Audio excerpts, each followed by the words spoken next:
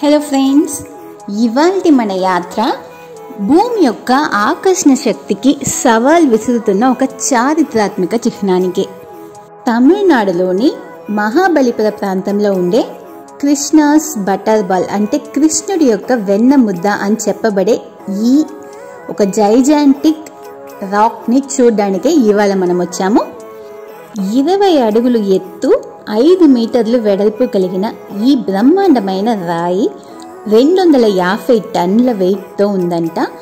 And ఆశ్చర్యం ఏమంటే, ఇంత బరువు కలిగిన ఈ రాయి ఒక జారుడు ప్రాంతం మీద కనిపిస్తుంది కదా, కానీ అది ఎప్పటికీ జారకుండా అలానే ఉందంట. ఇలా 1-2 సంవత్సరాలు కాదు, దగ్గర 1300 సంవత్సరాలుగా ఇదే పొజిషన్లో ఈ రాయి ఇక్కడే ఉందంట. చూస్తుంటేనే కనిపిస్తుంది కదా ఎంతమంది ఆ రాయి కింద నీడ కూర్చున్నారు. ఇంకా ఎండ టైంలో అయితే ఆవులు, అక్కడ దర్దాపుల్లో ఉన్న కుక్కలు ఇవన్నీ కూడా నీడ కోసం ఆ రాయి కింద కూర్చోవడం కానీ పడుకోవడం కానీ ఎక్కువ గమనించగలుగుతాం. ప్రత్యేకించి గమనిస్తేనే తెలుస్తుంది. అంత పెద్ద రాయి యొక్క 4 అడుగుల కింద భాగం మాత్రమే మనకి ఆ జారే ప్రాంతం మీద కనిపిస్తుంది. నార్మల్గా గుండ్రంగా ఉన్న ఒక బాల్ని ఒక జారుడు ప్రాంతం మీద పెడితే అది తప్పకుండా కింద పడుతుంది, కానీ అలానే ఉన్న ఈ రాయి ఇంతవరకు పడకుండా ఉండడం ఆశ్చర్యం. అండ్ ఇటువంటి ఒక ఆశ్చర్యకరమైన విషయం అంటే దాని గురించి చాలా రీసెర్చెస్ జరిగి ఉంటాయి, దాని గురించి చాలా అపోహలు ఇవన్నీ కూడా ఉంటాయి. అవి ఏంటి అని చూసేద్దామా మరి.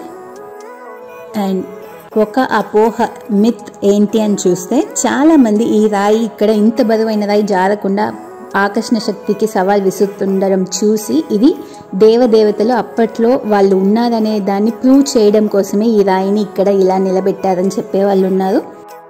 మరికొందరేమో కృష్ణుడు వెన్న దొంగ కదా, తన చేతి నుంచి వెన్న కొంచెం కింద జారి పడింది, అలా పడిన వెన్నే ఇలా ఈ రాయిలా మనకి ఇప్పుడు కనిపిస్తోందని చెప్పే వాళ్ళు ఉన్నారు. ఈ రాయిని 3 దిక్కుల్లో నుంచి చూసినప్పుడు గుండ్రంగా ఉన్న రాయిలా కనిపిస్తుంది. ఒక దిక్కులో నుంచి చూసినప్పుడే అది సగం రాయి, పై భాగం సగం లేదు, అంటే అరిగిపోయి ఉండొచ్చు లేదా విరిగి ఉండొచ్చు, ఏదైనా కావచ్చు. కానీ మిగతా 3 వైపులా చూస్తే గుండ్రంగా ఉన్న రాయిలా ఉంటుంది, ఒకవైపు మాత్రం సగం కట్ చేయబడిన రాయిలా కనిపిస్తుంది. 250 టన్నులు ఉన్న రాయి జస్ట్ 4 అడుగులు ఆ నేల మీద ఆనుకుని ఇంత చక్కగా నిలబడి ఉందంటే ఆశ్చర్యం కదా. చాలామంది అయితే అది సపరేట్గా ఒక రాయి కాదు, ఆ కొండ ప్రాంతంలో చుట్టూ ఉన్న భాగాలన్నీ అరిగిపోయి ఇది మాత్రం నిలిచింది, ఒక నేచురల్ ఫార్మేషన్ అని కూడా చెప్తున్నారు.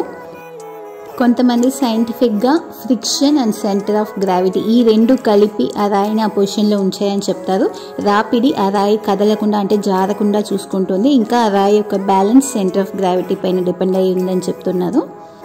తంజావూరులో చాలా ఫేమస్ అయిన ఈ తలయాటి బొమ్మ అంటారు. అంటే ఈ బొమ్మలకి చూసారంటే అడుగులో బేస్ రౌండ్గా ఉంటుంది.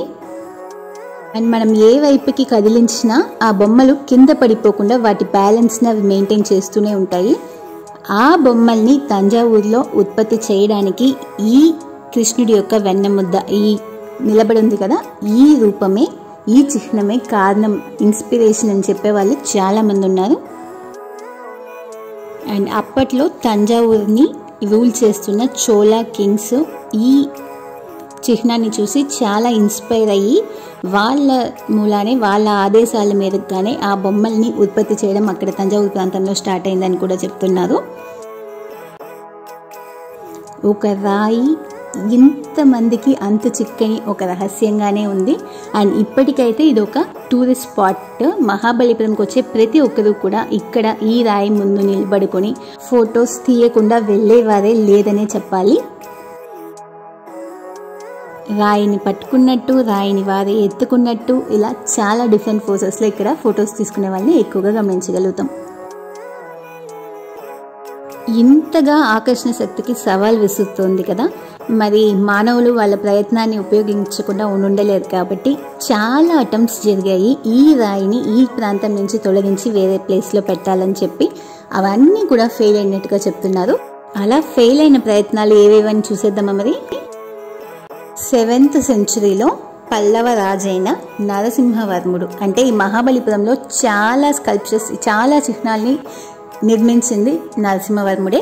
అండ్ తను ఈ రాయిని చూసి ఆశ్చర్యపోయి దీన్ని అంటే చాలా శిల్పకళ నైపుణ్యాలన్నింటినీ కూడా జరిపిస్తున్నారు కదా మహాబలిపురంలో. సో ఈ రాయిని ఎవరు డిస్టర్బ్ చేయకూడదు అండ్ ఇది ఒక దేవుడే సృష్టించిన ఒక రాయి కాబట్టి ఇది అలానే ఉండాలి, దీన్ని సేఫ్ చేయాలి అని చెప్పి ఆ రాయిని అక్కడి నుంచి తొలగించి వేరే చోట సేఫ్ చేయాలని చెప్పి ఆదేశాలు అందించాడంట.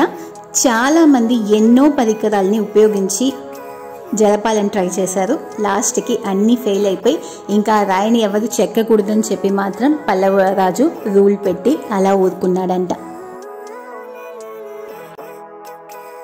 ఆ తర్వాత 1908లో బ్రిటిష్ రూల్ జరిగేటప్పుడు మెడ్రాస్కి గవర్నర్గా ఉన్న తను ఈ రాయిని మూవ్ చేయాలి అండ్ ఎప్పటికైనా ఈ రాయి వల్ల ఆ ఊరికి ప్రమాదం ఉంది, అంటే జారుడు ప్రాంతం మీద ఉంది, ఇంకా బరువు ఎక్కువైన రాయి కాబట్టి ఏదైనా ఆపద కలుగుతుందేమో, సో మనం దానికి ఛాన్స్ ఇవ్వకూడదని చెప్పి ఈ రాయిని తొలగించాలని చెప్పి ఆర్డర్స్ పాస్ చేశాడంట.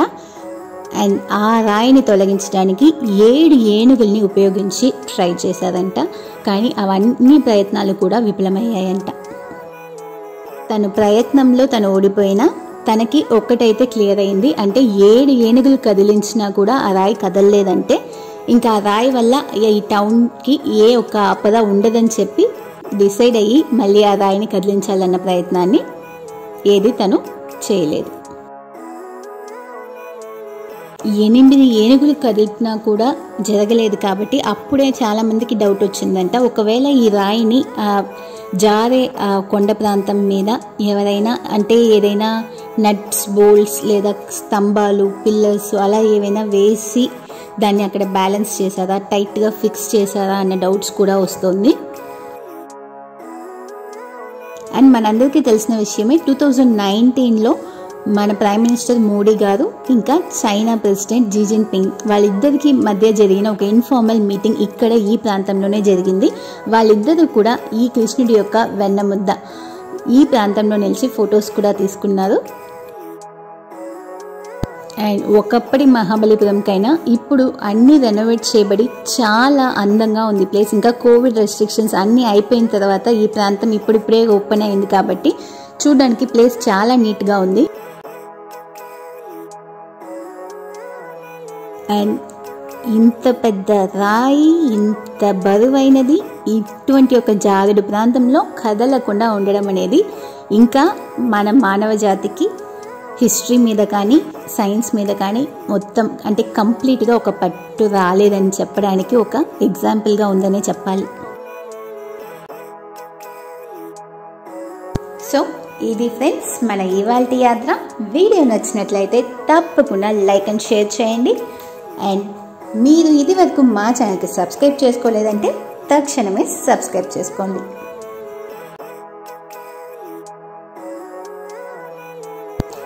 మరొక ప్రాంతం నుంచి మరొక యాత్రతో మళ్ళీ మీ ముందుకు వస్తాము. అంతవరకు సెలవు మరి.